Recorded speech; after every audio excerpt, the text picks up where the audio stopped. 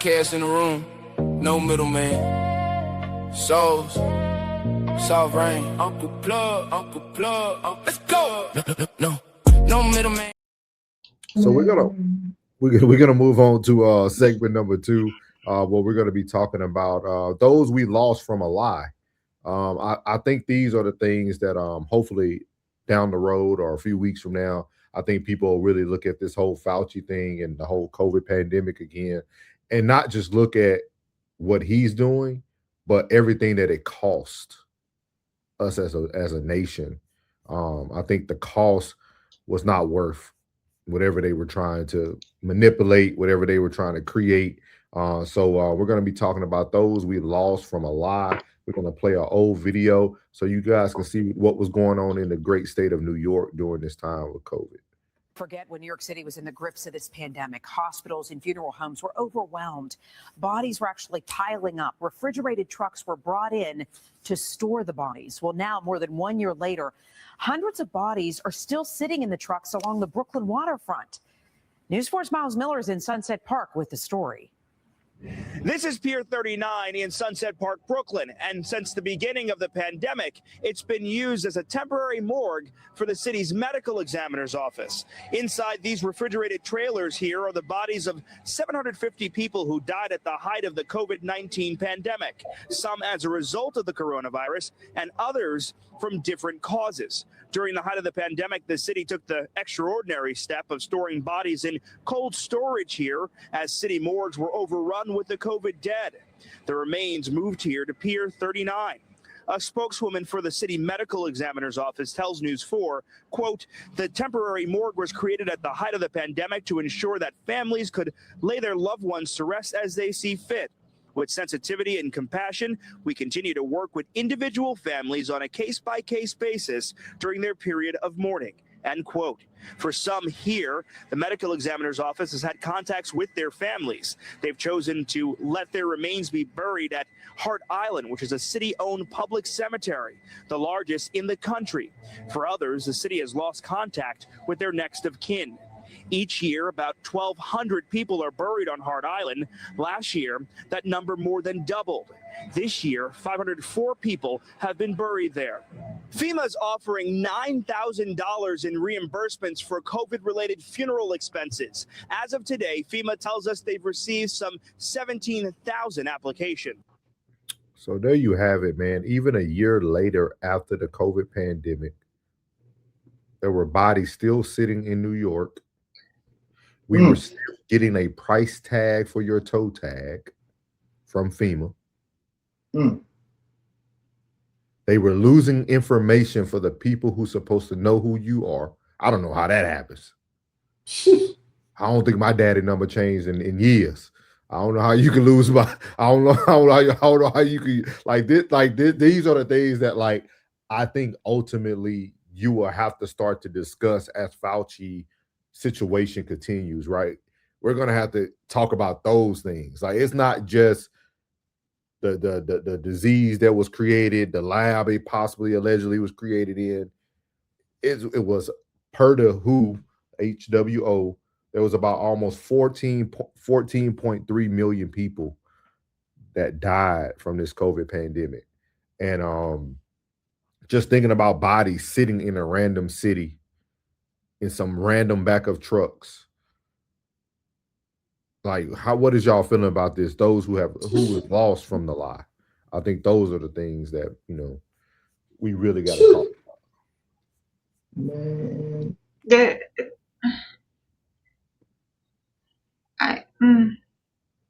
Go ahead, sis. That hurt my heart. It really.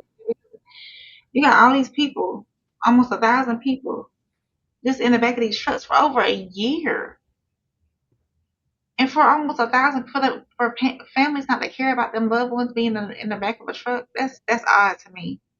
So what's really going on? That's super odd to me.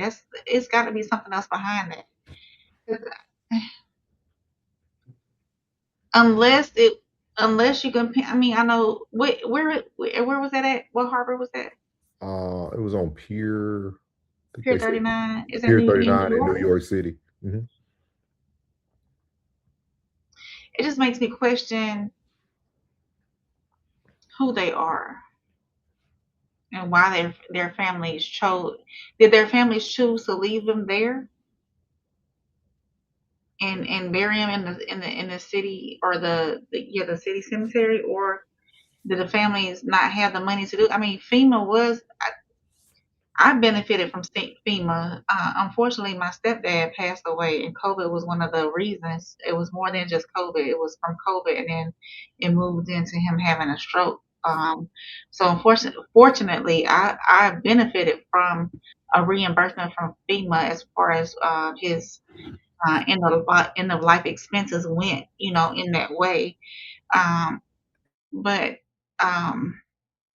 with that being said, even the 9,000, even if it was just $9,000, there are plenty of things like cremation that cost way less than that. Well, it does down here. Cremation and other forms of ways of putting your family members to rest in a dignified way. That's just so. That's not dignified laying in a refrigerated truck. And how do they have them in there? I question that as well. That hurts my heart. Just knowing. I mean, I understand that their souls are no longer there, but still, that was somebody. You know what I'm saying? So, go ahead, bud. I don't And know. just see how they turn the tables on us, man, and got us beefing with each other, whether race, creed, or color. Thank you. I was what? You know what I'm saying? Like, for real, like, whether it's race, creed, or color, like, in religion. And I was just speaking to my dad about that today, about the divisiveness. Even when it comes to the word, even when it comes to the parents and the children, when it comes to the word, like, so divisive. And all these things that they've implemented into this systematic structure that creates divisiveness between us, and when the whole time the puppet master is the real enemy. The real enemy. We got to stop taking it out on each other, man. We got to point the finger, man. We can stop all this that's going on. The extortion, the hatred, the murder, the abuse, the stress that they put on us with the financial burdens. Like, if only we could point our fingers at the powers that be and keep our focus on them, and all of us be together. It's more us than it is them. We can make some shake. I agree. That's what I'm saying. That's what I was trying to get to, is like the bigger picture of it all. It's like the same system that divides us is the same system that would destroy us all together. Like, think about that in your brain. Like, we can sit up here and beef all day about certain things, but that same system does not care about anything but the bottom line. But the bottom line. You know what I mean? And then I know you were talking about like the price of like cremating. They didn't care about that. They knew that people only cared about money. And that's where our world is becoming, right? Everything we're doing is to profit. Everything. Yeah. Hey, what does it give to a man to profit? The profit to gain the world, to lose his soul. Like, I know what that means now. That's literally America. That's literally what we sit in every day when we will whether disagree or agree to disagree about something that we never gonna solve.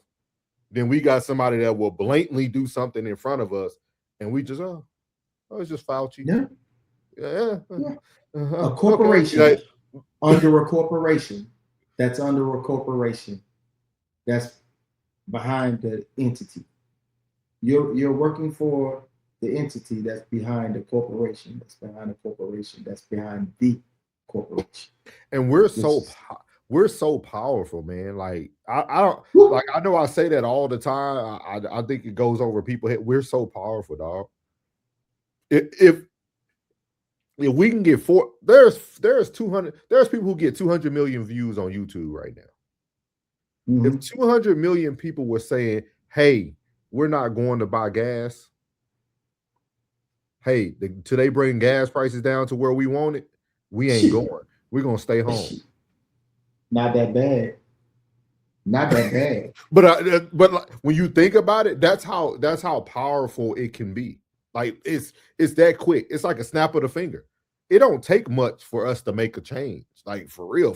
Like, hey, today, no going to work.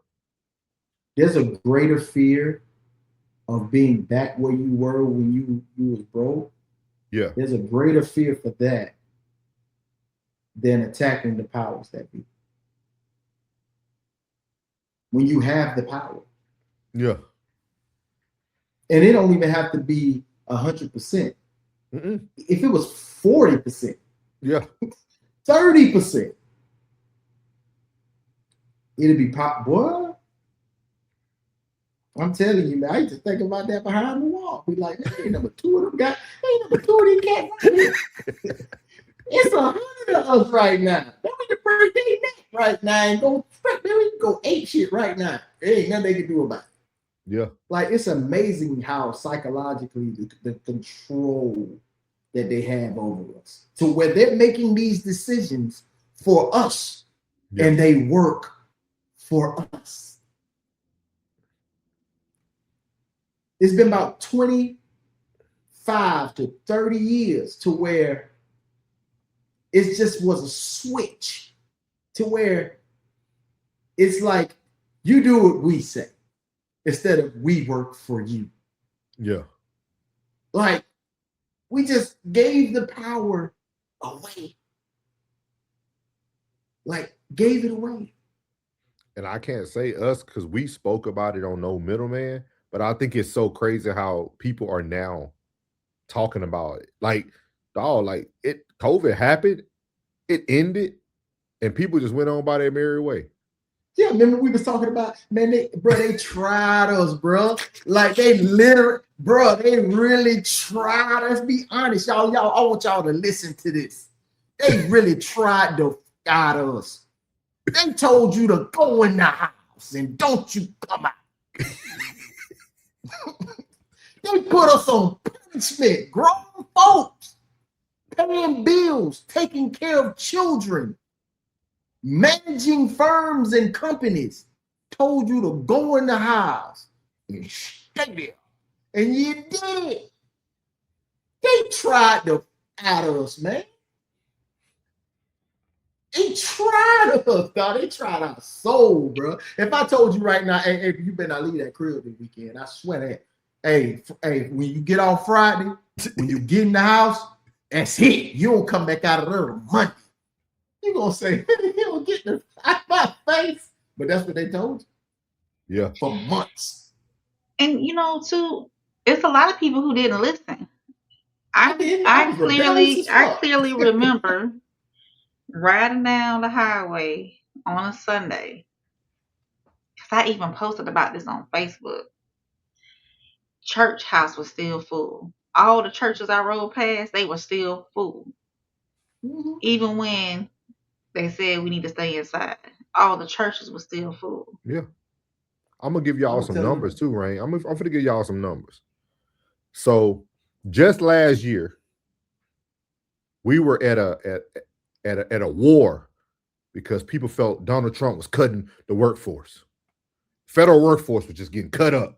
He furloughed all these people. He roughly furloughed 272,000 people, federal workers. During the pandemic, the spring of 2020, about 22 million jobs were lost. It's right here. You can go Google it. During COVID-19, spring of 2020, about 22 million jobs were lost in just 2 months from March to April of 2022. Many workers were temporarily furloughed or laid off, especially in hospitality, travel, restaurants, retails. Millions were later rehired as the economy reopened. But think about that, dog. We just fought. Republicans versus Democrats. Black versus whites, whites versus black, conservative versus none. Over 272,000 lost jobs. But we lost 22 million in 2 months. corporations went under. This is what this is what I be trying to like. Except Walmart. This is what I be trying to wrap my head around. I know I don't always get full details, but because I know everybody ain't gonna go read or research or whatever. But it's like if y'all really just look at the play, they can divide you for 6 months of politician voting, but they can be right in your face for 2 months and everybody losing jobs. We losing 14 million people dead. We got trucks sitting in New York where people bodies just decaying and smelling like trash. And they paid you twice. They gave you 2 stimulus checks. It was only 2? I thought it was like 3. Was it 2?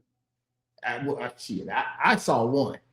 It says the COVID employment shock was roughly 80 to 90 times larger than the reduction in federal civilian workforce of President Trump.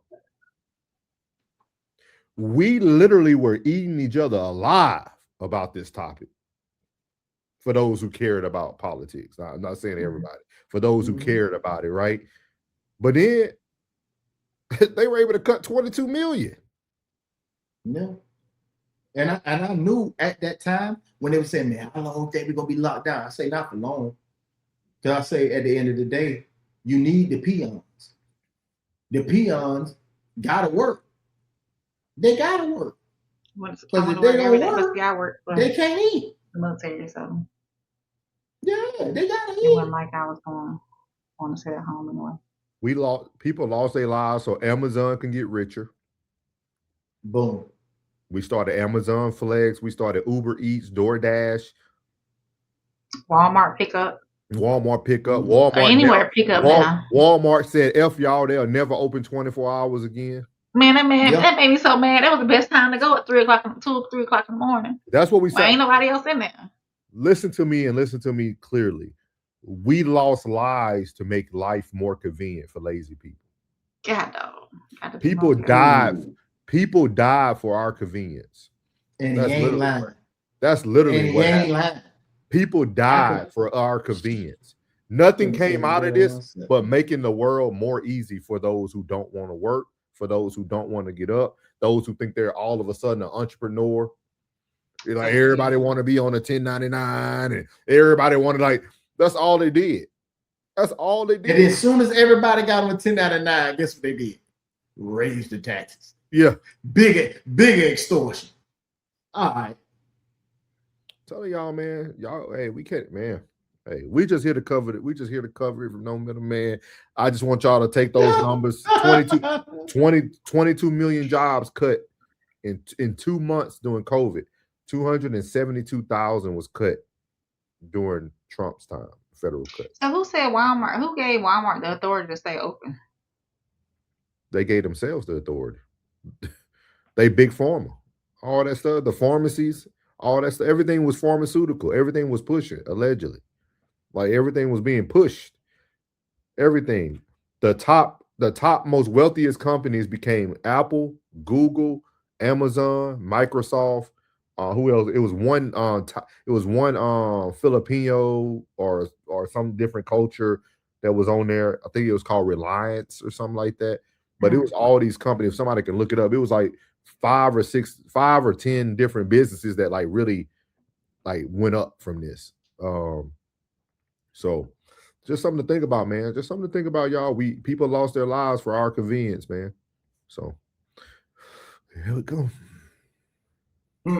Cold-blooded. Penny said the government also introduced its own crypto and incorporated the Real ID process to track travel and begin unification of economy and identity as a linked function.